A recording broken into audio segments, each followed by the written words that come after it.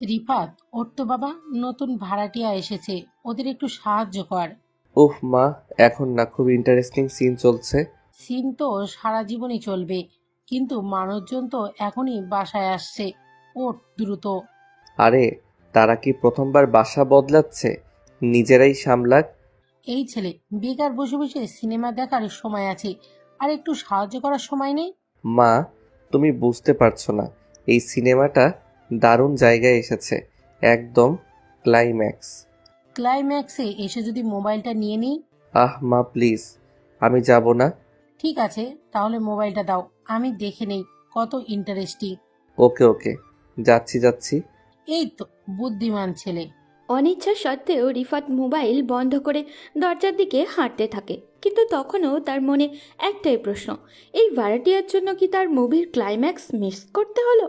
তবে সে তখনও জানে না, এই নতুন ভাড়াটিয়ার আগমন তার জীবনে গল্পেও একটা নতুন ক্লাইম্যাক্স নিয়ে আসতে চলেছে।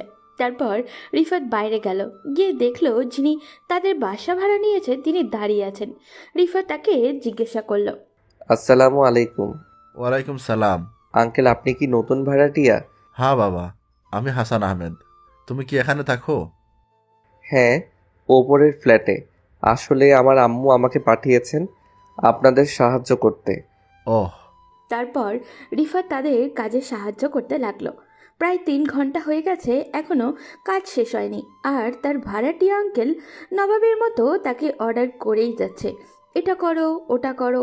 বিরক্তি হয়েই গেল, কিন্তু রিফাত মনে মনে ভাবছে, এই বেটার নিশ্চয়ই মেয়ে আছে, আর আমি ওর সাথে প্রেম করব আর কষ্টের উসুল তুলবো।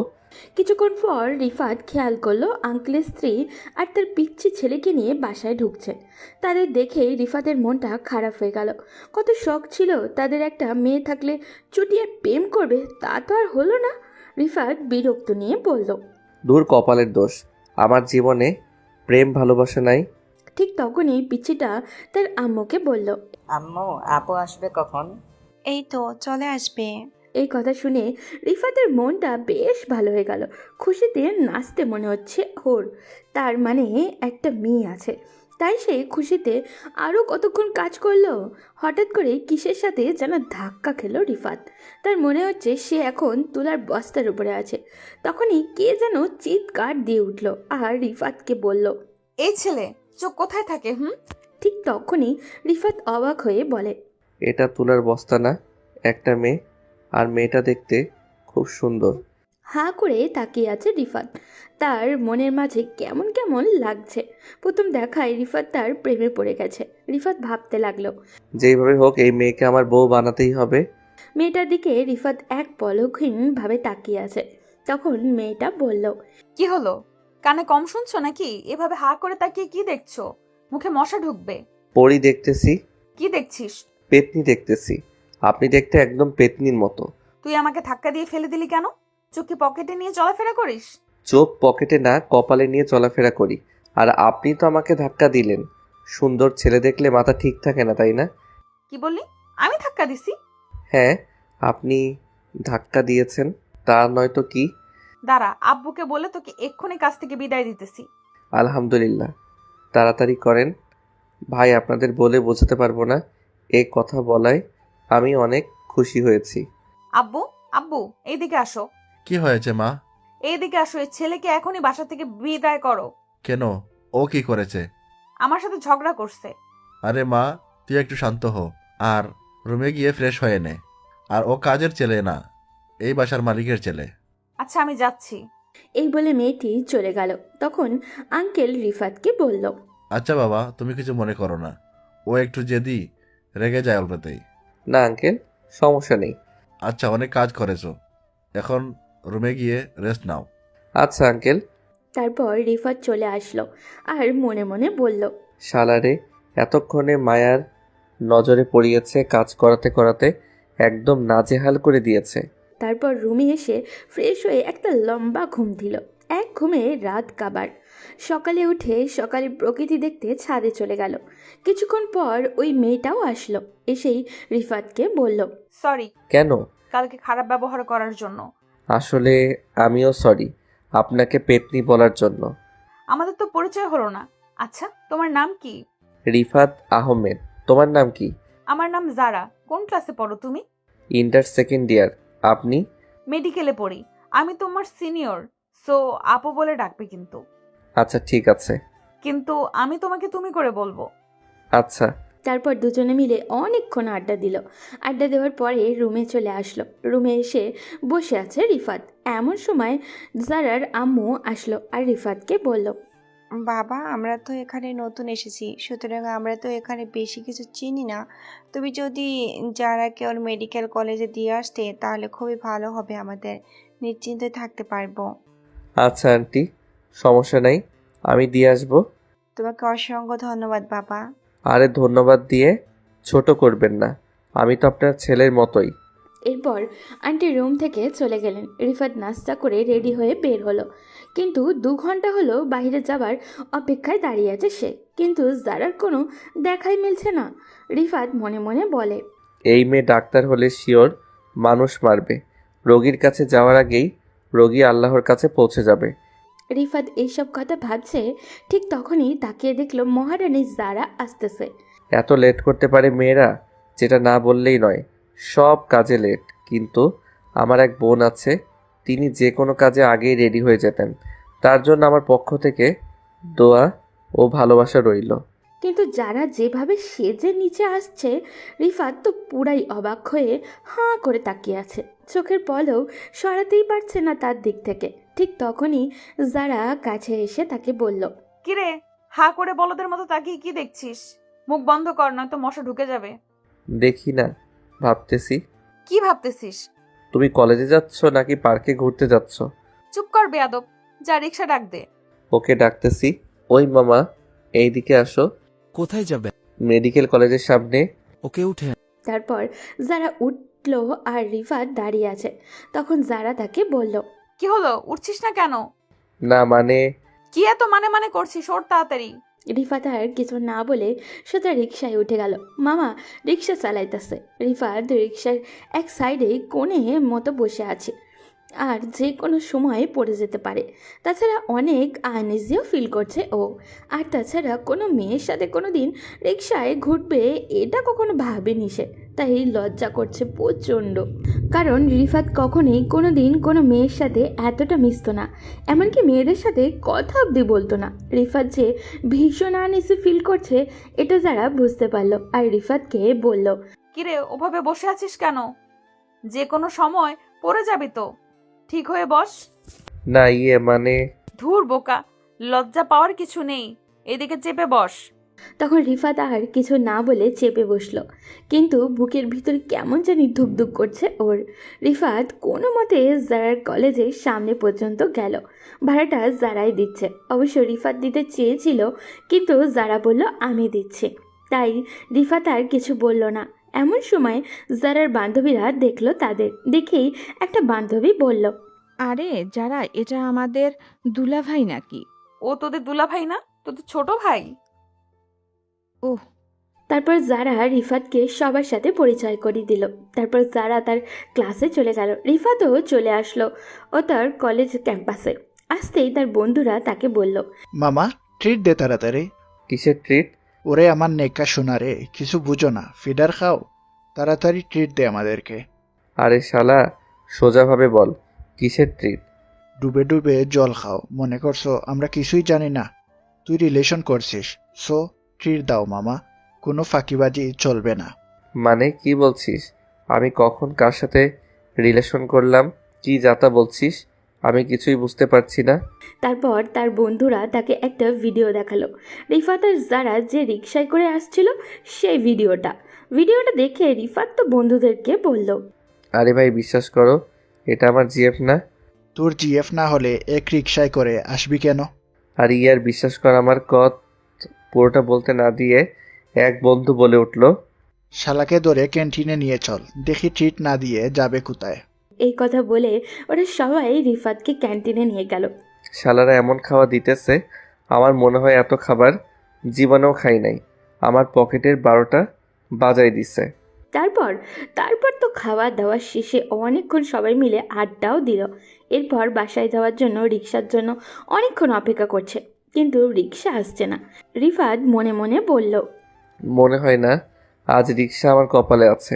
আম্মু আব্বুকে কতবার বলেছি একটা বাইক কিনে দাও, কিন্তু তারা আমার কোনো কথাই শুনছে না। এই বলে রিফাত হাঁটতে শুরু করলো। কি আর করার, রিক্সা তো আসছে না। হঠাৎই একটা রিক্সা এসে তার সামনে দাঁড়ালো। তাকিয়ে দেখলো রিক্সায় জারা বসে আছে। তখন জারা রিফাতকে বলল। রিক্সায় ওঠ। রিফাত আর কিছু না বলে রিক্সায় উঠে বসলো। তখন জারা তাকে বলল। হেঁটে হেঁটে বাসায় যাচ্ছিস কেন? কেন, আর রিক্সা নেই তাই হেঁটে হেঁটে বাসায় যাচ্ছি। এভাবে দুজন গল্প করতে করতে বাসায় চলে আসলো। বিকেলবেলায় ছাদে দাঁড়িয়ে আছে রিফাত। তখন জারার পিচ্ছি ভাইটাও আসলো। রিফাত আর সাথে অনেকক্ষণ গল্প করলো। জারার ভাই হেব্বি ফাজিল, এক কথায় তার মতো দুষ্টু লোক আর হয়ই না। আমার শালা হলে ভালোই হবে, বেশ মজা করতে পারবো। শালা দুলাভাই। একটু পরেই ঝর্ণা ছাদে আসলো। রিফাত তখন রুবিক কিউব বক্স মিলাইতেছে। তাকিয়ে দেখলো যারা কালো একটা জামা পরেছে। খুব সুন্দর লাগছে যারাকে। আমি তো আবারও ক্রাশ খেলাম। এই মেয়েকে বিয়ে করতে পারলে আমার জীবন ধন্য। ঠিক তখনই ঝর্ণা এসে আমাকে বলল, তুই এগুলো মিলাইতে পারিস? পারি, কোনো ব্যাপার না, একেবারে সহজ। তুই আমাকে এগুলো মিলানো শিখাবি? আচ্ছা ঠিক আছে, শিখাবো। রিফাত জারাকে মিলানো শিখাইছে, বাট সে পারছে না। রিফাত মনে মনে ভাবছে, অন্য কেউ আমাকে 1000 টাকা দিলে আমি তাকে আরও 50 টাকা বেশি দিয়ে বলতাম, যা ভাই তুই বাড়িতে চলে যা, তোর এসব শিখা লাগবে না। তবুও অনেক কষ্টে যারাকে মিলান্তি শিখালাম। শত হোক 10টা না 5টা না, একটা মাত্র ভালোবাসা। শিখা শেষে যারা আমাকে বলল, এটা আমি নিয়ে যাই? নিয়ে যাও। তোর কোনো সমস্যা নাই তো? না, সমস্যা হবে কেন? তারপর কিছুক্ষণ আড্ডা দিতে রুমে চলে গেল। রাতে খাওয়া দাওয়া করে ঘুমিয়েও পড়ল রিফাত। সকালবেলা উঠে ফ্রেশ হয়ে রিফাত আর জারা কলেজে গেল। তাদের কলেজ পাশাপাশি। কলেজে আড্ডা দিয়ে ক্লাস শেষ করে আবারও জারার সাথে বাসায় চলে আসলো। সন্ধ্যার সময় রিফাত তার আম্মুকে বলল, আম্মু, আমি প্রাইভেট পড়বো। প্রাইভেট পড়বি পর, মানা করছে কে? টিচার বের করে দাও তাহলে। আর তাছাড়া যারা আপুকে জিজ্ঞেস করো সে আমাকে প্রাইভেট পড়াবে কিনা। আচ্ছা, আমি ওর আম্মুকে বলে দেখি কি বলে। তারপর খাবার খেয়ে ঘুমিয়েও গেল রিফাত। সকালবেলা উঠে কলেজে যাবে। আসলে তার আসল উদ্দেশ্য কলেজে যাওয়া না, তার আসল উদ্দেশ্য হলো যারার সাথে সাথে থাকা। এদিকে রিফাতকে রেগুলার কলেজে যেতে দেখে তার বন্ধুরা টাসকি খেয়ে গেছে, কারণ রিফাতকে মাসে একদিন কলেজে দেখতে পাওয়া যেত না। রিফাতের বন্ধু বলল, আমি বলছি কোনো ভুল বোঝাবুঝি হয়েছে। আমাদের সামনে যে বসে আছে এটা রিফাত না, এটা রিফাতের ডুপ্লিকেট। আরে অত অবাক হচ্ছিস কেন? মাঝে মাঝে ভালো হয়ে যাওয়া কি খারাপ নাকি? ভালো হয়ে যাওয়া আর প্রেমে পড়া এক জিনিস না ভাই। সত্যি বল, তুই প্রেমে পড়েছিস? তোকে মাসে একদিন কলেজে দেখা যেত, এখন প্রতিদিন আসিস। ব্যাপারটা কাকতালীয় না, নিশ্চিত কোনো কাহিনী আছে। না রে, প্রেম টেম কিচ্ছু না, এমনি আসছি। ও এমনি এমনি? তাহলে তোর সকালে কলেজে ঢোকার আগে মেডিকেল কলেজের গেটের বাইরে একটা মাইয়াকে নামিয়ে দিস। আমাদের বন্ধু কলেজে আসছে, কারণ সে একজন রিক্সা চালক হয়ে গেছে। মেয়েদের কলেজে নামিয়ে দেওয়ার নতুন সার্ভিস খুলেছে। তোর পাগল, ও এমন কিছু না। ওকে, নামটা বল। সেই ওকে? যারার নাম নাকি মুখ দিয়ে বের হবে না। কি, তোরা জানিস কিভাবে? ভাই, আমরা তোর বন্ধু, তোর চেয়ে আগে বুঝে গেছি। একটু বেশি ভালো লাগে ওকে, তাই প্রতিদিন নিয়ে আসি। মনে মনে কবেই প্রেমে পড়ে গেছিস, অথচ আমাদের বলিস না। আহারে, আমাদের ছোট্ট রিফাত বড় হয়ে গেছে। তোদের সঙ্গে কিছু শেয়ার করাই ভুল। শেয়ার না করলে তো আমরা ধরে ফেলতাম। এবার বল, যারাকে কখন প্রপোজ করবি? ওরে পাগল, এখনো তো বুঝিনি আমি ওকে পছন্দ করি। মানে তুই গোপনে বডিগার্ড সার্ভিস দিচ্ছিস? তোরাও না? ঠিক আছে, সব বলবো, কিন্তু তোরা কেউ যারার সামনে কিছু বলবি না। আচ্ছা, বলবো না। তারপর রিফাত সবগুলো ক্লাস করে জারাকে তার মেডিকেল কলেজ থেকে নিয়ে বাসায় চলে আসলো। বিকেলের নরম রোদ পড়েছে, হালকা বাতাসও বইছে।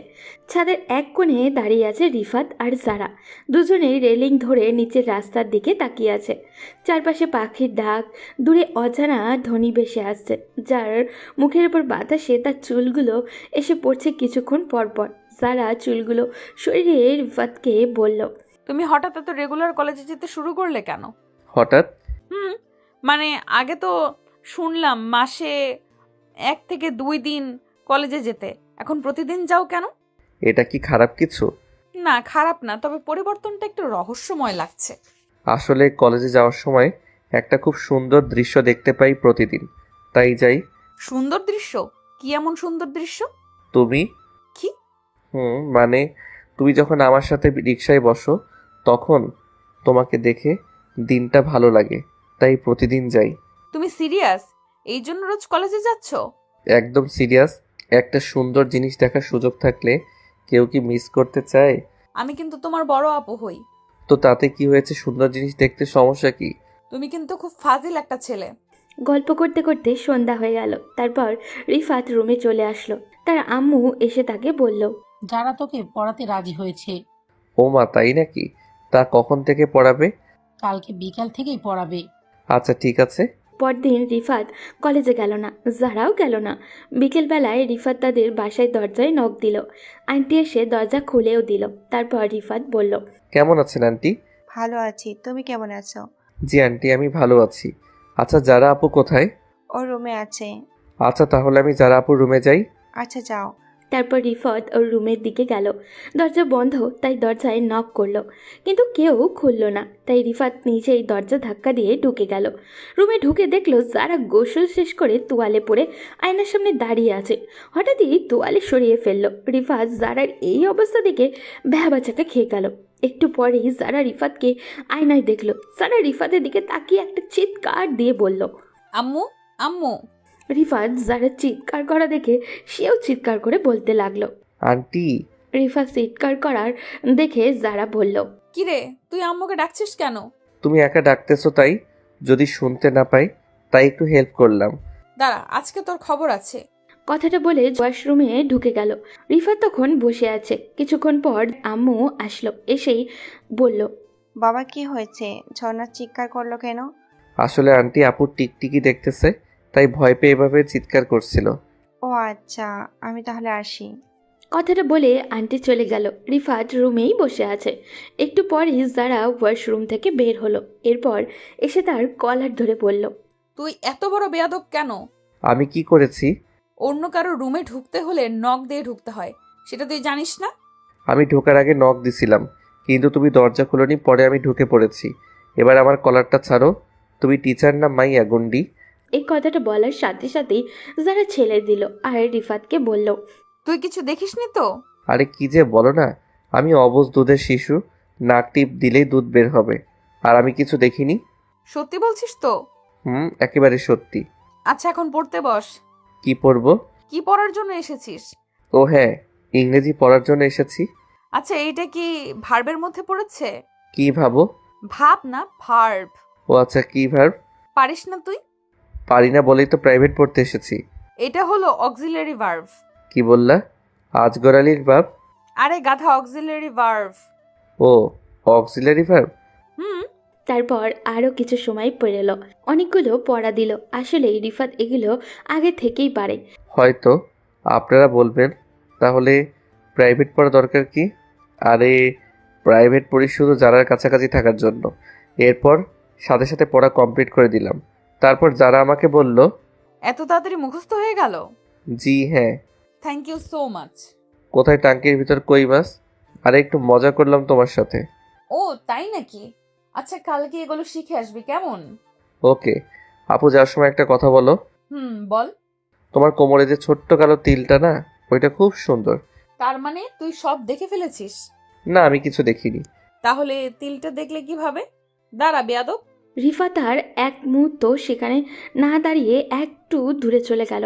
রিফাত কলেজে যাওয়ার সময় একসাথেই যায়, আবার বাসায় আসার সময় একসাথেই আসে। বিকেলবেলায় প্রাইভেট পড়ার উদ্দেশ্য শুধু যারাকে দেখার জন্য, আর কিচ্ছুই না। আবার প্রাইভেট পড়া শেষে ছাদে দুজন মিলে আড্ডাও দেয়। এক কথায় যারার সাথে সারা দিন চিপকে থাকে রিফাত। এইভাবে 3 মাস চলে গেল। এর মধ্যে রিফাত যারাকে অনেক ভালোবেসে ফেলেছে, যা তার মুখের ভাষায় প্রকাশ করা প্রায়ই অসম্ভব। কারণ রিফাত যাকে ভালোবাসে সে এক বুক সমুদ্র নিয়ে ভালোবাসে, আর ওই ভালোবাসার কোনো সীমানা নেই। কেউ যদি আমার ভালোবাসার সীমানা খুঁজতে যায়, যুগ যুগ কেটে যাবে আমার ভালোবাসার সীমানা, তবু খুঁজে পাওয়া অসম্ভব। তাই সে ভাবছে এবার ঝর্ণাকে মনের কথাটা বলে দেওয়াই দরকার।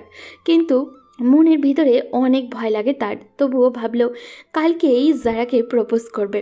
পরদিন রিফাত বসে আছে কলেজ ক্যাম্পাসে, এক বন্ধু ফুল আনতে পাঠিয়েছে, কিন্তু সে এখনও আসছে না। প্রায় 1 ঘন্টা পর ফুল নিয়ে আসলো। তারপর রিফাত তাকে বলল, কিরে সালা, ফুল নিয়ে আসতে তো লেট কেন? কি আর করব বল, আমি ফুল আনতে গেছি আর আমার গার্লফ্রেন্ড সেটা দেখে ফেলেছে। পরে কি হয়েছে? পরে কি আর হবে, উনি ভাবছে আমি ফুল নিয়ে অন্য কাউকে প্রপোজ করতে যাচ্ছি। পরে লেগে গেল ঝগড়া, ওকে ম্যানেজ করে আসতে লেট হয়ে গেছে। দোস্ত, তুই আমার জানের জিগার দোস্ত। আচ্ছা, তুই ওই সূরা পারিস না? ওইটা পড়ে ফু দে আমাকে। কেন রে? আরে, ওকে যে প্রপোজ করব, ভয় লাগে, তাই বলছি সূরাটা পড়ে ফু দে আমাকে। আরে যা, আল্লাহর নাম নিয়ে দেখিস সফল হয়ে আসবি। আচ্ছা, আমি তাহলে প্রপোজ করতে যাই। আজকে ঝর্ণাকে প্রপোজ করবই। এই কথাটা বলতে বলতে জারার কলেজের সামনে চলে আসলো। মনের ভিতর কেমন জানি ভয় হচ্ছে তার, তবুও বারবার কে যেন বলছে, তুই পারবি রিফাত, একবার বলে দেখ তুই পারবি। এরপর রিফাত কলেজের ভিতরে গিয়ে দেখলো জারা ও ওর বান্ধবীদের সাথে আড্ডা দিচ্ছে। রিফাত জারাকে ডাক দিল। আপু, একটু এদিকে আসো। কি বলবি বল। আরে, সবার সামনে বলা যাবে না, একটু এদিকে আসো। আচ্ছা বল, কি বলবি? আরে, এখানে বলবো না, একটা জায়গায় চলো, সেখানেই বলবো। কোথায় যেতে হবে? আরে আগে চলো তো, তারপর বলছি। তোর হাতে ফুল কিসের? কাউকে প্রপোজ করবি নাকি? চলো তো আগে। আচ্ছা ঠিক আছে, চল। তারপর রিফাতের সাথে জারা হাঁটতে লাগলো। রিফাত আর জারা একটা নদীর পাড়েও আসলো। তাদের কলেজের থেকে নদীটা বেশি দূরে না, জাস্ট 5 মিনিট লাগে। আসার কিছুক্ষণ পর ঝর্ণা রিফাতকে বলল, কিরে, তোর মনের মানুষ কোথায়? আছে তো, কোথায়? আমার সামনে দাঁড়িয়ে আছে। মানে কি বলছিস? গোধূলির আলো নদীর জলে প্রতিফলিত হচ্ছে, হালকা বাতাস বইছে, চারপাশে নিস্তব্ধ, শুধু পানির মৃদু ঢেউয়ের শব্দ। যারা নদীর ধারে দাঁড়িয়ে চুলের এক পা সরিয়ে আকাশের দিকে তাকিয়ে আছে। রিফাত তাকিয়ে মুগ্ধ হয়ে দেখছে। হাতে এক গুচ্ছ লাল গোলাপ তুলে ধরে রিফাত গম্ভীর কণ্ঠে বলল। যারা চমকে রিফাতের দিকে তাকায়, চোখে অবাক ভাব। বাতাসে তার চুলগুলো উড়ছে যেন নদীর ঢেউ খোলানো পানি। রিফাত আলতো করে জারার মুখের উপর থেকে চুলগুলো সরিয়ে দিতে লাগলো, আর জারা বলল, রিফাত, এটা কি করছো? তোমার চুলগুলো নদীর ঢেউয়ের মতো দুলছে, বাতাস তোমাকে আরো সুন্দর করে তুলেছে, কিন্তু আমি চাই তুমি এই মুহূর্তটাকে আরো সুন্দর করে দাও। মানে? আসলে যারা, তুমি আমার মনের মানুষ, আমি তোমাকে অনেক ভালোবাসি। তোমাকে ছাড়া আমি আমাকে ভাবতে পারি না। জানি তুমি আমার বয়সে বড়, কিন্তু ভালোবাসা কখনো বয়স দেখে হয় না। প্লিজ আমাকে ফিরিয়ে দিও না। দেখো, আমি তোমাকে অনেক ভালোবাসি। তুমি যদি আমাকে ভালো না বাসো, তাহলে আমি বিষ খেয়ে মরে যাব। এই কথাটা বলে শেষ করতে না করতেই যারা রিফাতকে ঠাস করে 2 গালে বসিয়ে দিল এবং বলতে লাগলো, লজ্জা করে না আমাকে এগুলো বলতে? কি করে ভাবলি আমি তোর মতো একটা পিচ্চির সাথে প্রেম করব? নাক টিপ দিলেই দুধ বের হবে, আর কি বলি, মরে যাবি। আসলে আমি 40টা খাই না অনেক দিন ধরে। কি? কিন্তু এই আশা তোমার কোনোদিনও পূরণ হবে না। কেন রে, আমার এই আশা পূরণ হবে না? আমার বাবা যে কিপটে, 40টা কখনো করবে না। লজ্জা করে না হাসতে? আসলে আমার লজ্জা শরম একটু কমই। ভালো, তুই থাক। এই কথাটা বলে যারা চলে যেতে লাগলো। রিফাতও যারার সাথে সাথে যেতে লাগলো। যারা একটা রিক্সা নিল বাসায় যাওয়ার জন্য। রিফাত যে রিক্সায় উঠতে যাবে ঠিক তখনই যারা বলতে লাগলো, তুই রিক্সায় উঠেছিস কেন? বাসায় যাব তাই। একা একা যা, আমার সাথে না। এই কথাটা বলেই যারা চলে গেল। রিফাতের মনটা খুব খারাপ হয়ে গেল, কারণ সে এই প্রথম প্রপোজ করছে কাউকে, বাট রিজেক্ট করে দিয়েছে। মনটা কে সান্ত্বনা দিল ও, কিন্তু কেন জানি বলছিল একবার না পারলে দেখো শতবার, সেও হাল ছেড়ে যাওয়ার পাত্র নয়। এবার যেহেতু হয়নি, পরে অবশ্যই হবে। তারপরে রিফাত আরও একটা রিক্সা করে বন্ধুদের কাছে চলে গেল। বন্ধুদের কাছে যেতেই তাই বলল, কি বন্ধু, কাজ হয়ে গেছে? এখন ট্রিট দিবি, কোনো কথা শুনবো না। কাছে আয়। কাছে আসতেই ঠাস ঠাস করে 2টা চর বসিয়ে দিল রিফাত। তারপর তার বন্ধু তাকে বলল, আমাকে মারলি কেন? শালা, তুই কি সূরা পড়ে ফু দিছস? কোনো কাজ হয়নি। আরে যতটুকু পারছি ততটুকু পরেই ফু দিছি। সূরা পড়ার আগে অজু করছিলি? না। আরে শালা, সারাদিন থাকিস, নাপাক কাজ হবে কিভাবে? ঠিক বলেছিস। তারপর ওদের সাথে কিছুক্ষণ আড্ডা দিয়ে বাসায় চলে আসলো রিফাত। বিকেলবেলায় জারার কাছেও গেল। জারা তাকে দেখে বলল, কিরে, কি জন্য আসছিস? পড়ার জন্য। আমি তোকে আর পড়াবো না। কেন গো? কি বললি তুই? বলছি কেন পড়াবে না? তুই আমাকে প্রপোজ করছিস তাই? আরে এটা কোনো ব্যাপারই না। তারপর অনেক কষ্ট করে রিফাত পড়াশোনার জন্য রাজি করালো। যারা আজ এমন পড়া দিচ্ছে তার দাদাও এত পড়া পড়ে নাই। রিফাতের উপরে প্রতিশোধ নিতেছে যারা, তবু কষ্ট করে পড়লো রিফাত ছুটির সময়। যারা একটা কথা বলি। কিরে, তুই আমার নাম ধরে ডাকিস কেন? তোর খুব সাহস বেড়ে গিয়েছে।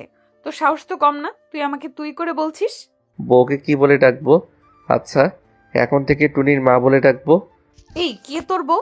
বউ এখনো হওনি, কিন্তু খুব তাড়াতাড়ি আমার বউ হবা। দাঁড়া তুই।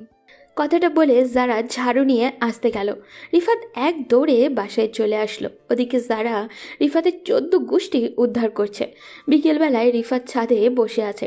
কিছুক্ষণ পর যারাও ছাদে আসলো। রিফাত যারাকে বলল, কি গো বউ, জামাইকে দেখার জন্য আসছো? কে আমার জামাই? কেন, আমি তোমার জামাই। ও তাহলে একটু দাঁড়া, আমি ঝাড়ুটা নিয়ে আসছি। এই কথা শুনে রিফাত বাসায় চলে আসলো। রাতে একটু পরে ঘুমিয়েও পড়ল ও। সকালবেলায় যারা কলেজে যাবে রিফাত তার পিছু নিল। যারা সাথেও গেল আর ভালোবাসার কথাও বলতে লাগলো। এরপর একটা রিক্সা নিয়ে চলে গেল ও। ক্লাস করতে কিছুই মন চাইছে না রিফাতের, তাই ক্লাস না করেই বাসায় চলে আসলো। বিকেলবেলায় প্রাইভেট পড়তে গিয়ে আবারও প্রপোজ করলো। আবারও 2টা চড় বসিয়ে দিল তার গালে আর বলল, তোকে আর প্রাইভেট পড়াবো না। তুমি কিন্তু আম্মুকে বলেছিলে আমাকে প্রাইভেট পড়াবে। কথা দিয়ে কথা না রাখলে কি হবে একবার ভাবছো তো? তারপর যারা আর কিছু না বলে বাধ্য হয়ে রিফাতকে পড়াতে লাগলো। রিফাত যারার পিছু সারা দিন লেগে থাকে আর যারা যেখানে রিফাত সেখানে। এভাবে আরও 3 মাস চলে গেল। এই 3 মাসে হাজারো বার প্রপোজ করেছে রিফাত। কখনো চড় খেয়েছে, কখনো দৌড়ানি, আর কোনো হিসাব নেই। আমার মনে হয় কোনো জিনকে এভাবে প্রপোজ করলে সেও রাজি হয়ে যেত। হঠাৎ একদিন রিফাত দেখলো যারা একটা ছেলের সাথে বসে আছে। দেখে বিশ্বাসই করতে পারছিল না রিফাত। মনে মনে বলল, যারা আমার সাথে এমনটা করলো কিভাবে? বুকের ভিতরটা কেমন জানি ব্যথা করতেছে। মন চাইছে শালাকে আচ্ছাভাবে ধরে খেলাই। জারার পাশে এই ছেলেকে দেখে রিফাত আর নিজেকে সামলাতে পারল না। ও তাই সে গিয়ে আর পাশে দাঁড়ালো আর বলল, এই বউ, তুমি এই ছেলের সাথে কি করো? এই কে তোর বউ? আর এই ছেলে কে মানে? তুমি আমার বউ আর এই ছেলে তোমার ফ্রেন্ড, তাই না? না তো। তাহলে কে হয় শুনি? আমার বয়ফ্রেন্ড। এই কথা শুনে অনেক কষ্ট পেল রিফাত, তবু জারাকে বলল, সত্যি করে বলো, এই ছেলেকে? আরে আজব তো, মিথ্যা বলার কি আছে? যারা প্লিজ ফান করিও না, আমি তোমাকে অনেক ভালোবাসি। তোর সাথে ফান করব কেন? এটা আমার বিএফ। আর শোন, ও মেডিকেলে ভালো একটা ছাত্র। ওর সাথে আমার লাইফ সেটেল হয়ে যাবে।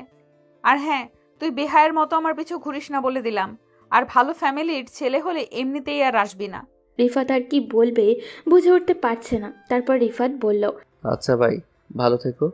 কথাটা বলে রিফাত চলেও আসলো জারার কাছ থেকে। মনে মনে প্রতিজ্ঞা করলো, আর যেমন ওর সামনে আসলে বেশি ভালোবাসি বলে বেখায়ের মতো কিছু ঘুরতাম, আর ঘুরবো না। আমি খারাপ হতে পারি, বাট আমার ফ্যামিলি খারাপ না। কালকে থেকে নতুন রুটিন তৈরি করবে রিফাত। এতে করে জারার পিছু ঘোরা থেকে বিরত থাকতে পারবে সে। বুকের বাম পাশে খুব ব্যথা করছে রিফাতের। রাতে অনেক কান্না করেছে। খাওয়া দাওয়া না করে শুয়েই পড়ল ও। সকালে ঘুম ভাঙলো তার আম্মুর ডাকে। আম্মু তাকে দেখেই বলল, কি রে, কান্না করছিস নাকি? তোর চোখ মুখ লাল কেন? আরে না, কান্না করব কেন? ঘুম হয়নি, তাই হয়তো এমন।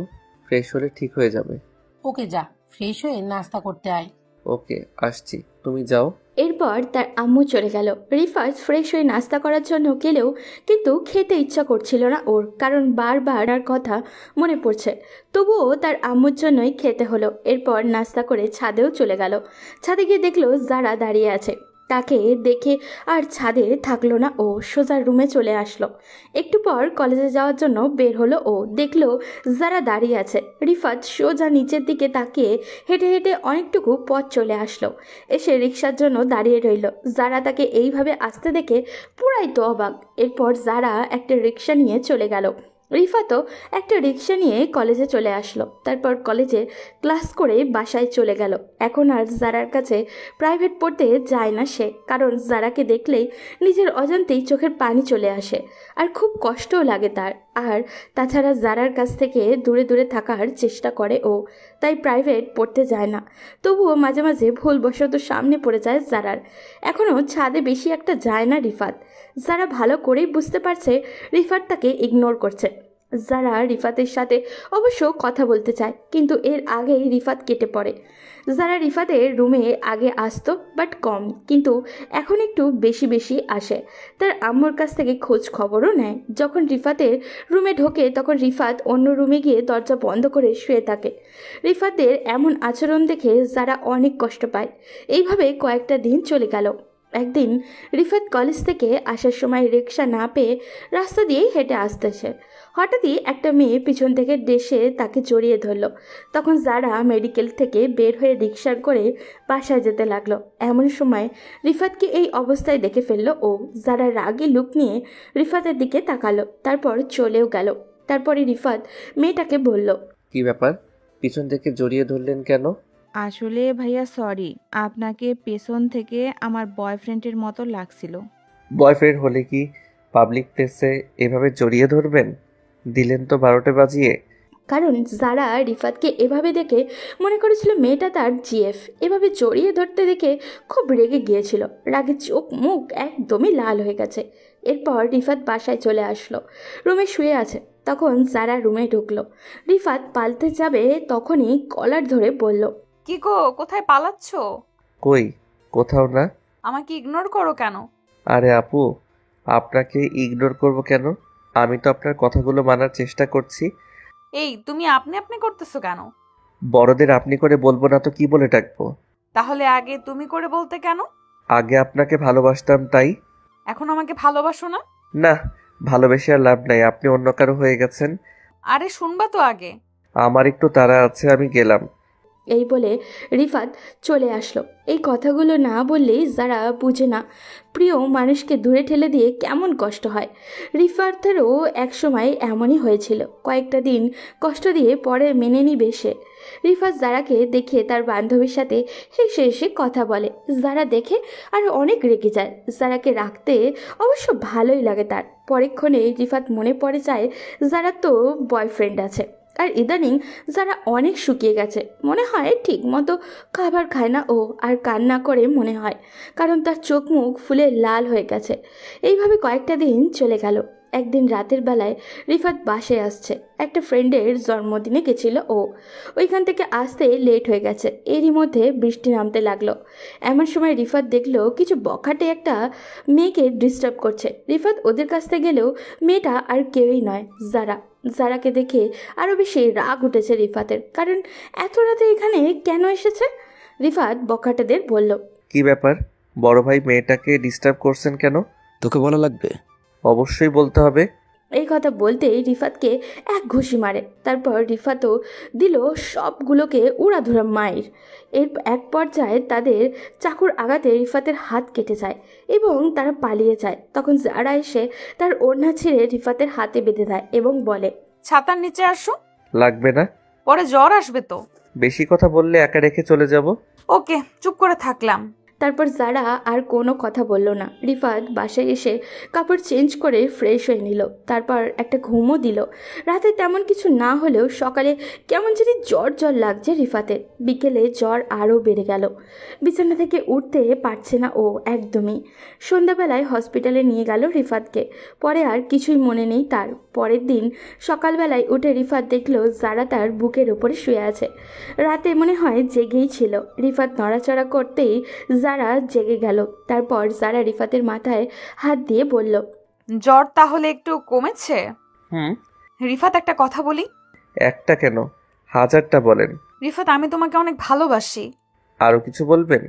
এমন করো কেন? সত্যি আমি তোমাকে অনেক ভালোবাসি। আমি ভালোবাসি না, এখন আসতে পারেন। এরপর যারা কান্না করতে করতে চলে গেল। রিফাত ভাবল, আর ওকে কাঁদানো যাবে না, 2 দিন পর ওর জন্মদিন, ওকে মেনে নিব। এইসব ভাবতে ভাবতে রিফাতের আম্মু এসে বলল তাকে, কি রে, যারাকে কি বলেছিস কান্না করতে করতে চলে গেল? কই কিছু বলিনি। মেয়েটা কত লক্ষ্মী, সারাটা রাত ঘুমায়নি। না ঘুমিয়ে তোর সেবা করেছে। এরপর হসপিটাল থেকে বাসায় চলে আসলো। দেখতে দেখতে প্রায় 2 দিন চলে গেল।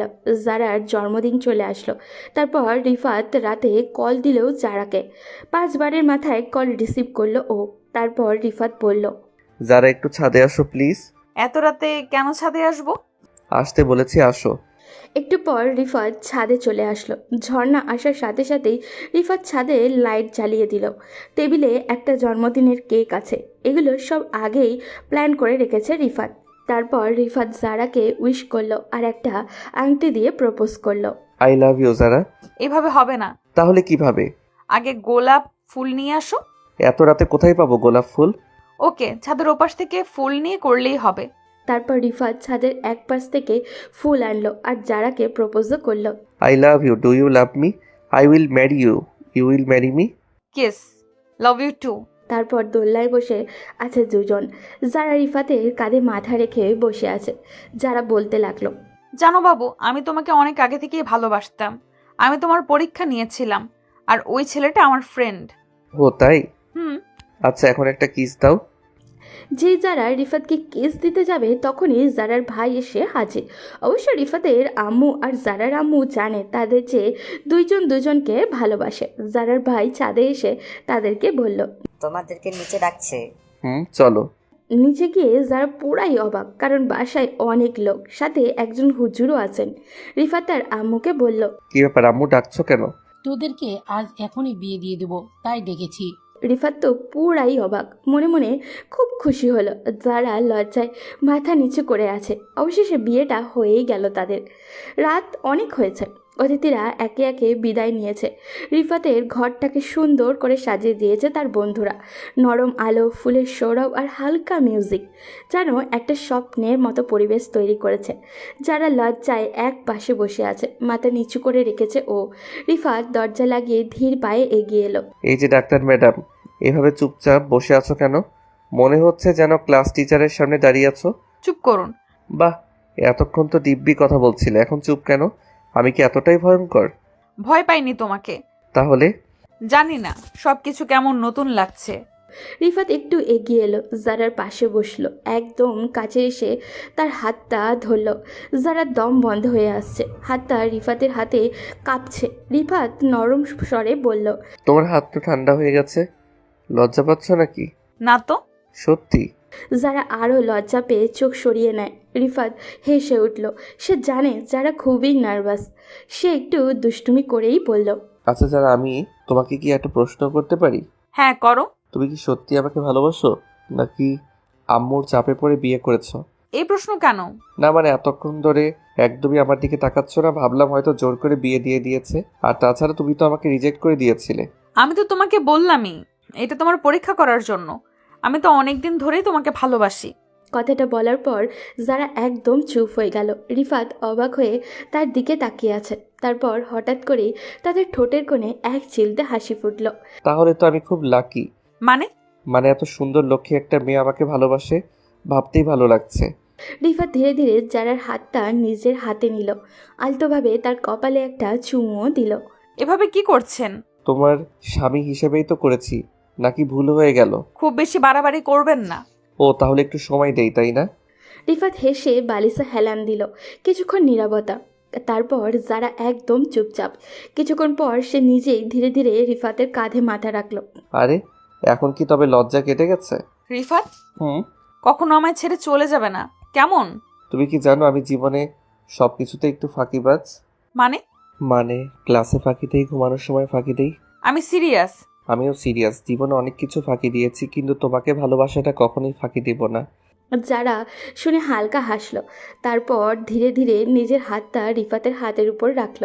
দুজনের মাঝে আর কোনো কথা নেই, শুধু একটা অনুভূতি, ভালোবাসা। সারা রাত একে অপরকে জড়িয়ে ধরে ঘুমিয়েছিল রিফাত আর যারা। ভালোবাসার উষ্ণতা তারা দুজনেই গভীর ঘুমে তলিয়ে গিয়েছিল। সকালে দক্ষিণের জানলা দিয়ে নরম রোদ এসে পড়ল রিফাতের মুখে। রোদ্দুরের উষ্ণতা আর হালকা বাতাসের ছোঁয়ায় তাদের ঘুম ভেঙে গেল। সে আলতো করে চোখ মেলে দেখল যারা তার বুকের উপরে মাথা রেখে গভীর ঘুমে মগ্ন। তার চুলগুলো এলোমেলো হয়ে গালের উপরে এসে পড়েছে। সূর্যের আলো পড়ায় চুলের মধ্যে একরকম সোনালি আভাও দেখা যাচ্ছে। রিফাত এক দৃষ্টিতে তাকিয়ে রইল। এত মিষ্টি, এত নিষ্পাপ মুখ। তার মনে হলো পৃথিবীর সবচেয়ে সুন্দর দৃশ্যটা সে দেখেছে এই মুহূর্তে। সে আলতো করে হাত বাড়িয়ে যারার চুলগুলো সরিয়ে দিল। চুলের গন্ধে এক ধরনের মিষ্টি আবেশ জড়িয়ে গেল তার মনে। সে একটু ঝুঁকে যারার কপালে নরম একটা চুমু দিল। নিজের মনে ফিস ফিস করে বলল, জানো, তুমি যখন ঘুমাও তখন আরো বেশি ভালোবাসতে ইচ্ছে করে। হঠাৎ দরজার বাইরে টুকটাক শব্দ হলো। কেউ একজন জানি ধীরে ধীরে দরজার কড়া নাড়ল। রিফাত, বাবা উঠবি না? বৌমাকে নিয়ে কি সারাদিন ঘুমাবি? রিফাত চমকে গেল। আম্মু এসে গেছে। সে দ্রুত জারার হাতটা সরিয়ে দিল, কিন্তু জারা তখনও ঘুমে। যারা যারা উঠো, আম্মু এসেছে। কি হয়েছে? আম্মু এসেছে, দরজা খুলতে হবে।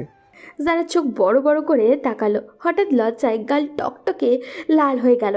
এভাবে ডাকছে কেন? উফ। ও বৌমা, একটু ওঠো মা, আমি মিষ্টি নিয়ে এসেছি, তোমাদের ঘর দেখার দরকার আছে। রিফাত মুচকি হাসলো, আর যারা লজ্জায় ওড়না ঠিক করতে লাগলো। নতুন জীবনের প্রথম সকালটা যেন ভালোবাসায় ভরা এক রঙিন গল্প হয়ে উঠেছে তাদের জন্য। রিফাত আর যারা ফ্রেশ হয়ে নিল। এরপর রিফাতের আম্মু ঘরে এসে চারপাশ দেখে সন্তুষ্টির হাসি দিলেন। সব ঠিকঠাক আছে, এখন নিচে এসো, সকালের নাস্তা রেডি। আম্মু চলে যাওয়ার পর যারা একটু লজ্জা পেয়েছিল, কিন্তু রিফাত তার হাতে ধরে বলল, ভয় পাওয়ার কিছু নেই, আম্মু শুধু আমাদের দেখতে এসেছিল। সেটা বুঝেছি। এরপর তারা দুজনে নিচে গেল এবং সবাই মিলে নাস্তা করতে বসলো। নরম গরম পরোটা, ডিম ভাজি, সবজি আর গরম চায়ের আয়োজন করা হয়েছিল। যারা একটু লজ্জা লজ্জা মুখ করে খেতে লাগলো, আর রিফাত এক চোখে তাকিয়ে তার লজ্জা উপভোগ করছিল। হঠাৎই রিফাতের আম্মু সরাসরি প্রসঙ্গে চলে গেলেন। আচ্ছা, আমি তো একটা কথা বলতেই ভুলে গেছি। কি কথা আম্মু? আমি খুব তাড়াতাড়ি নানি হতে চাই। যারা চায়ের কাপ মুখের সামনে তুলেছিল, সেটা শুনে হঠাৎই কাশতে শুরু করলো। রিফাত দ্রুত তার পিঠে হাত বুলিয়ে দিল। আম্মু এসব কি বলছেন এত তাড়াতাড়ি? আম্মু এত তাড়াহুড়ো কিসের? আমাদের একটু সময় দিন না। সময়? বিয়ের পর তো এই ব্যাপারগুলোই স্বাভাবিক, তাই না? আম্মু এখনই এসব ভাবার দরকার নেই। আমি আমার পড়ালেখাটা শেষ করি, আর রিফাতও তো এখনো পড়া শেষ হয়নি। আমি কিন্তু সিরিয়াস। আর পড়া শেষ হয়নি তো কি হয়েছে? আমার নাতিকে আমি দেখাশোনা করব, তোমরা তোমাদের পড়া চালিয়ে যাবে, সমস্যা নেই। তারপর রিফাত কিছুক্ষণ চিন্তা করলো। তারপর তারা মুখে মজার ছলে বলল, আম্মু, আপনি কি চাচ্ছেন ছেলে হবে নাকি মেয়ে? একটা টুকটুকে মেয়ে হলে ভালো হয়, পুরো মায়ের মতো দেখতে হবে। তাহলে তো আমায় আরেকটা যারা বানাতে হবে। এই কথা শুনে যারা আরও লজ্জায় লাল হয়ে গেল। ওড়নার কোণ হাতে পেঁচিয়ে মুচকে হাসলো, কিন্তু কিছু বলল না। ঠিক আছে ঠিক আছে, তোমাদের সময় দিলাম, কিন্তু মনে রেখো আমি কিন্তু অপেক্ষায় আছি। আমার কথায় রিফাত আর যারা চোকাচোকি করলো। নতুন জীবনের নতুন আলোচনায় লজ্জায় পরশ থাকলেও এই ভালোবাসার অনুভূতি তাদের আরও কাছে টেনে নিল। দেখতে দেখতে 2 বছর কেটে গেল। যারা তার মেডিকেল পড়া শেষ করে এখন নিজের একটা চেম্বার খুলেছে। প্রতিদিন রোগীদের সেবা করতে গিয়ে সে বেশ ব্যস্ত সময় কাটায়। অন্যদিকে রিফাতও তার পড়াশোনা শেষ করে একটি প্রাইভেট কোম্পানিতে জব করছে। তাদের জীবন এখন সুন্দর ও সুগঠিত। এক রাতে তারা দুজনেই নিজেদের রুমের বিছানায় আরাম করে বসে গল্প করছিল। বাইরে ঠান্ডা বাতাসও বইছিল, জানলার পর্দা দুলছিল হালকা হাওয়ায়। রিফাত বলল, জানো, আজ আম্মুর কি বলছিলেন? এবার কি আবার সেই একই কথা? আম্মু বললেন, আর কত দেরি করবি? তোর বউ এখন ডাক্তার, তুইও তো ভালোই কামাচ্ছিস, এবার আমাকে নানি হওয়ার সুযোগ দে। হায় আল্লাহ, আম্মু তো সত্যিই আমাদের ছাড়বে না। সত্যি বলো তো, তোমার কি ইচ্ছা নেই? ইচ্ছা তো আছে, কিন্তু এত ব্যস্ততার মধ্যে সময় কোথায়? তাহলে একটু সময় বের করতে হবে, বুঝলে? আমি ভাবছিলাম একটা সুন্দর হানিমুন প্ল্যান করলে কেমন হয়। হানিমুন? এই 2 বছর পর হঠাৎ এটা মাথায় এলো কিভাবে? কারণ বেবি প্রজেক্টের জন্য একটু রোমান্টিক পরিবেশ দরকার, তাই না? উফ, এসব কথা বলো না তো। আসলে আম্মু ঠিকই বলেছে, আমাদের জীবন অনেক সুন্দর, আমাদের ভালোবাসা পরিপূর্ণ, কিন্তু একটা ছোট্ট আমাদের মতো কেউ থাকলে কেমন হবে বলো তো? হয়তো খুব সুন্দর হবে। তাহলে ঠিক করো, আমরা কোথায় যাব? বান্দরবন কেমন হয়? নাকি সিলেটের কোনো সুন্দর রিসোর্টে যাওয়া যায়? পাহাড়ি জায়গা ভালো, কিন্তু সি বিচে রোমান্সের মজা আলাদা। তাহলে মারমেড বিচ রিসোর্ট কেমন হবে? ও মাই গড, সেটা দারুণ হবে। সমুদ্রের ধারে রিসোর্ট, চারপাশে শান্ত পরিবেশ, আর আমরা দুজন একসাথে। এই ট্রিপটা কিন্তু শুধু ঘোরাঘুরির জন্য না, আম্মুর ইচ্ছা পূরণের মিশন শুরু হবে এখান থেকেই। আহ, তুমি না একদম পাগল। পাগল তো তোমার জন্যই। তাহলে ঠিক রইলো, উইকেন্ডে আমরা রওনা দিচ্ছি মারমেড বিচ রিসর্টে, ঠিক? ঠিক আছে, দেখা যাক কি হয়। সিদ্ধান্ত হয়ে গেল। এবার শুরু হবে তাদের জীবনের নতুন এক অধ্যায়, ভালোবাসার নতুন স্বপ্নের এবং ছোট্ট একটি পরীর অপেক্ষার। তারপর তারা তাদের সিদ্ধান্ত তার মাকে জানায় এবং তার মার কাছ থেকে অনুমতি নিয়ে তারা উইকেন্ডে সেই রিসর্টে চলে যায়। আগে থেকেই একটা রুম বুক করা হয়েছিল। রিফাত এবং তাদেরকে বলেছিল হানিমুনের জন্য, সুন্দর করে রুমটি সাজানোর জন্য। রিফাত আর যারা হাতে হাত ধরে রিসর্টের রুমে প্রবেশ করলো। দরজাটা খুলতেই এক মিষ্টি সুগন্ধ তাদেরকে ঘিরে ধরল। চারপাশে ছড়ানো লাল গোলাপের পাপড়ি, মৃদু হলুদ গাঁদা ফুলের সাজ, আর রুমের কোণায় মৃদু জ্বলতে থাকা মোমবাতি আলো পুরো পরিবেশটাকে যেন এক স্বপ্নময় জগতে পরিণত করেছে। জানলা দিয়ে দেখা যাচ্ছে দূরে সাগরের ঢেউ শান্ত গর্জনে তীরে এসে আছড়ে পড়ছে, আর চাঁদের আলো পড়েছে নরম সাদা বিছানার উপরে। যারা রুমে ঢুকতেই অবাক হয়ে গেল। ও মাই গড রিফাত, এটা তো একদম সিনেমার মতো। তুমি এগুলো সব প্ল্যান করেছো? প্ল্যান তো আগেই করেছিলাম, কিন্তু তোমার এক্সপ্রেশনটা দেখার জন্য অপেক্ষা করছিলাম। সত্যি বলছি, এটা একদম আমার স্বপ্নের মতো হয়েছে। শুধু সাজানো রুম দেখে এত খুশি? আসল চমক তো এখনো বাকি। রিফাত ধীরে ধীরে পেছন থেকে জারাকে জড়িয়ে ধরে। যারা চুলে লেগে থাকা গোলাপের সুগন্ধ রিফাতকে যেন আরও বেশি মুগ্ধ করে তুলেছে। যারা একটু লজ্জা পেয়ে চোখ নামিয়ে নেয়, কিন্তু তার ঠোঁটের কোণে লুকিয়ে থাকা হাসিটা রিফাত ঠিকই ধরে ফেলে। রিফাত নরম কণ্ঠে বলে, জানো আমরা একসাথে কতটা পথ পেরিয়ে এসেছি? সেই দিনগুলো যখন তুমি শুধু আমার আপু ছিলে, তারপর প্রেমিকা, আর এখন আমার জীবন সঙ্গিনী। সবকিছু এত সুন্দরভাবে কেটেছে যে বুঝতেই পারিনি কখন এত ভালোবাসা জমে গেছে আমাদের মাঝে। শুধু জমে গেছে? আমি তো চাই এবার সেই ভালোবাসা থেকে কিছু সৃষ্টি হোক। রিফাত, তুমি না। রিফাত ধীরে ধীরে জারার হাত নিজের হাতে নেয়।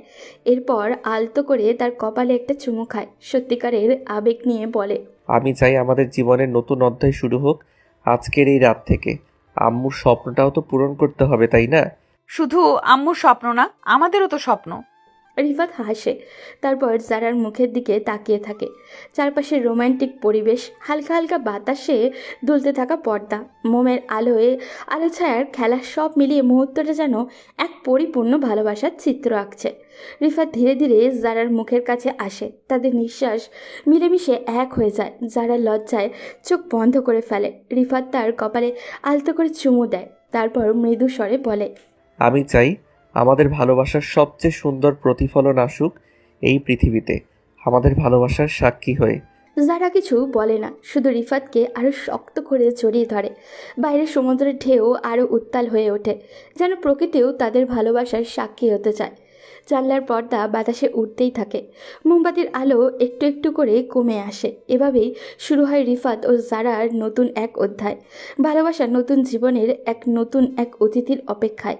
এভাবেই দুজনের ভালোবাসা কেটে যায় প্রায় 9টি মাস। ভালোবাসার প্রতিটি মুহূর্ত যেন ছিল অমূল্য। যারা এখন চেম্বারে যেতে পারে না, কেবল বাসায় থাকতে হয়। তার শরীর ভারী হয়ে গেছে আগের থেকে, তবে ভালোবাসা ও অস্থিরতা তার মধ্যে প্রবাহিতই হচ্ছিল।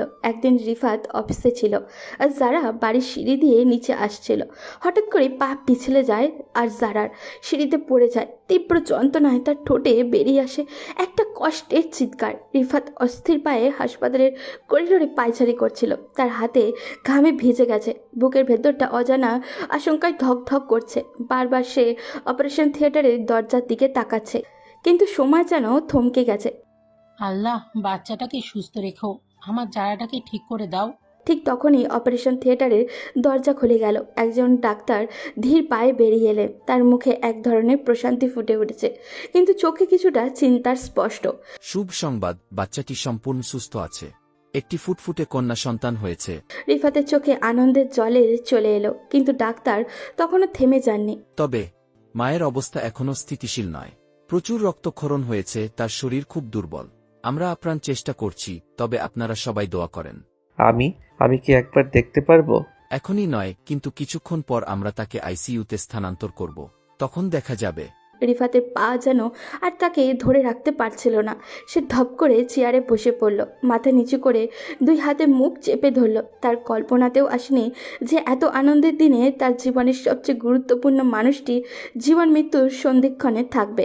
রিফাতের আম্মু কাঁদতে কাঁদতে আল্লাহর কাছে দোয়া করতে থাকলেন। হে আল্লাহ, আমার বৌমাটাকে সুস্থ করে দাও।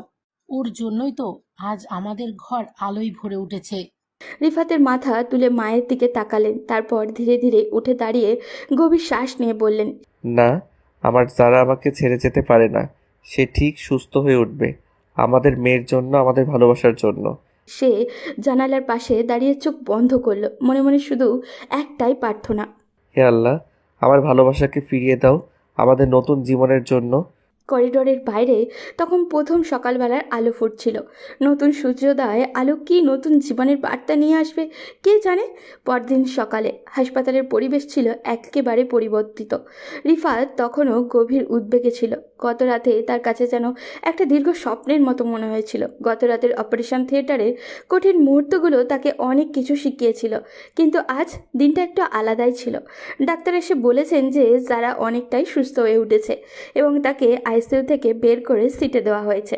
রিফাত কিছুতেই অপেক্ষা করতে পারছিল না। সে তড়িঘড়ি করে রুমে ঢুকে গেল। চুপচাপ দাঁড়িয়ে থাকতে থাকতে তার চোখে দেখা গেল এক ধরনের গভীর কষ্ট আর বিস্বস্তির মিশ্রণ। আর তখনই যারা মিষ্টি করে তাকে দেখল। তুমি তুমি আসছো? আমার জন্য এত চিন্তা করছিলে? রিফাত তার পাশে গিয়ে বসলো, কাঁধে হাত রাখলো। তার চোখের মধ্যে অদ্ভুত এক জোয়ার যেন ভেসে উঠেছিল।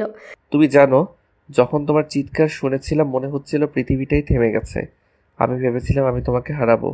যারা চোখ বন্ধ করে একটু গভীর শ্বাস নিল। তার চোখে এক ধরনের শান্তি আর হৃদয়ের অদ্ভুত এক প্রশান্তি। সে রিফাতের হাত শক্ত করে ধরল, যেন আরও একবার তার উপস্থিতি অনুভব করতে চায়। আমি জানি তুমি আমার পাশে আছো। তোমার ভালোবাসা আমাকে শক্তি দিয়েছে। এখন আমি বাচ্চার জন্য সবকিছু করতে পারবো। তুমি জানো, এটা আমাদের জন্য সবচেয়ে বড় উপহার।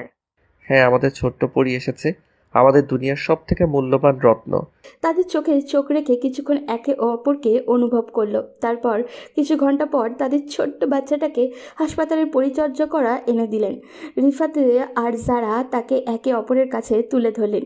শিশুটির ছোট্ট ছোট্ট হাত পা মিষ্টি মুখের দিকে তাকিয়ে তাদের চোখে জল চলে এলো। জীবনের সবচেয়ে সুন্দর মুহূর্ত ছিল এটি, তাদের ভালোবাসার ছোট্ট প্রমাণ, তাদের নতুন জীবনের প্রথম পদক্ষেপ। যারা মেয়েটির মুখে আলতো করে চুমু দিয়ে বলল, তুমি আমার পৃথিবী, তুমি আমার সব কিছু। তোমার সঙ্গে শুরু হবে আমাদের নতুন জীবন। তুমি জানো, আমাদের ভালোবাসার শক্তিতে সব কিছু সম্ভব। আমি তোমাদের দুজনকে পৃথিবীর সবচেয়ে সুখী মানুষ বানাবো।